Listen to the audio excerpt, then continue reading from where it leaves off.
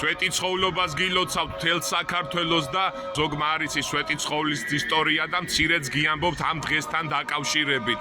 იესო ქრისტე, როდესაც ჯვარზე აწვეს გოლგოთას მთაზე, მაშინ მთელი მსოფლიოდან ჩავიდნენ ებრაელები და იესო ქრისტეს კვართის სანახავად და ამ სიწმინდის შესახებლად და სათაყვანებლად. მცხეთიდანაც ჩავიდა ორი ადამიანი, ელიოს მცხეთელი და ლონგინოს კარსნელი, რომლებიც დიდი სითბოთი და სიყვარულით შეეხდნენ უფლის კვართს.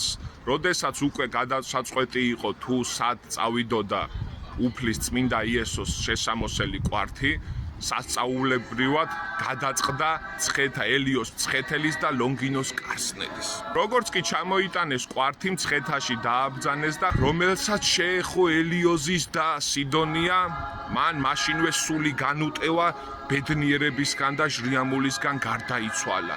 ელიოს მცხეთელმა წმინდა კვართი თავის დასთან ერთად ცხეთაშივე დამარხა. სწორედ იმ ადგილას ამოვიდა კვიპაროსის ხე. როდესაც წმინდა ნინო ჩამოვიდა საქართველოში ქრისტიანობის საქადაგებლად, მან მირიან მეფეს მიუგო, რომ სწორედ ამ წმინდა მიწაზე მცხეთაში იყო დამარხული იესო ქრისტეს კვართი და უჩვენა ის ადგილი. გადაწყდა, რომ იმ ხის ადგილას იმ ხისგან გაეკეთებინა 7 სვეტი. ამწუხაროდ მე-7 სვეტი ვერანაირად ვერ დაიმორჩილეს, გაცხოველდა, ესე რომ ვთქვათ, დაუმორჩილებელი გახდა ეს სვეტი. სწორედ იმ ღამეს წმინდა ნინოს ჰქონდა ხილვა, სადაც მან დაინახა ზეცაში აღმართული ცეცხლწაგიდებული წმინდა სვეტი 5 მეტრის სიმაღლეზე აღმართული. სწორედ ასეც მოხდა. სასწაულმოქმედი სვეტი მრავალ დაავადებას კურნავდა.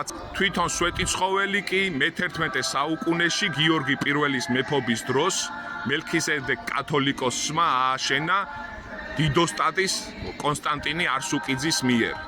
მას შემდგომ სვეტიცხოველი არის მას შემდგომ მრავალი ომი გადაიტანა სვეტიცხოველმა და მრავალი ბრძოლები გადაიტანა. დიდება უფალს პირველ რიგში, სვეტიცხოვლის ძალადამადლი ფარავდეთ მთელ საქართველოს, ჩვენს ულამაზეს სამშობლოს, თითოეულ ქართველს, ჯანმრთელობას, ბედნიერებას გისურვებ, ამ დღეს გილოცავ მთელ საქართველოს, იხარე და იმრავლე ერო.